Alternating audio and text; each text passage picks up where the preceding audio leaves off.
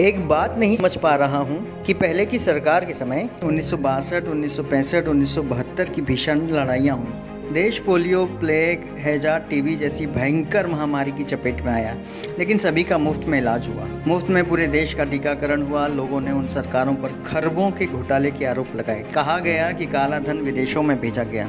कथित भ्रष्टाचार की खूब चर्चा रही। बावजूद इसके देश में बहुत सारे सरकारी कारखाने व कंपनियां खड़ी हुई। सरकारी अस्पताल, सरकारी कॉलेज, सरकारी स्कूल बने। सरकारी नौकरियों में कोई कमी नहीं रही।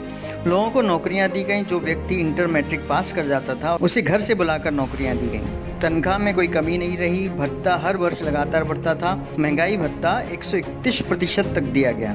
सबसे अधिक वेतन वृद्धि छठे वेतनमान में मिली।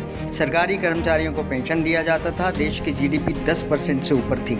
आखिर तमाम घोटाले और भ्रष्टाचार से घिरी सरकारें यह सब कैसे कर लेती थी, जो दिव्य महापुरुष की सरकार नहीं कर पा रही है? जबकि वे विदेशों से काला धन वापस ले आए। नोटबंदी से भी देश का काला धन वापस आ गया। जीएसटी से सरकारी खजाना भर गया। आपातकालीन परिस्थितियों के लिए रिजर्व बैंक में जमा पैसा निकाल लिया गया। फिर पता नहीं क्यों 18-18 घंटे काम करने वाले प्रधानमंत्री के सामने सरकारी संपत्तियां बिक गईं और दिव्य महापुरुष की सरकार नौकरियां, वेतन भत्ते, पेंशन नहीं देकर किसान, मजदूर और आम नागरिकों को सिर्फ टेंशन ही दे रही है। कोई युद्ध नहीं हुआ। जीडीपी माइनस में चल रही है। सभी की नौकरियां चली गईं। फिर भी साहब ने सभी एनजीओ, उद्योगपतियों और देश के नागरिकों से पीएम केयर फंड में पैसा जमा करवा लिया। उस पैसे से क्या कार्य हुआ, किसी को नहीं पता। देश में बड़ी अजीब स्थिति बनी है।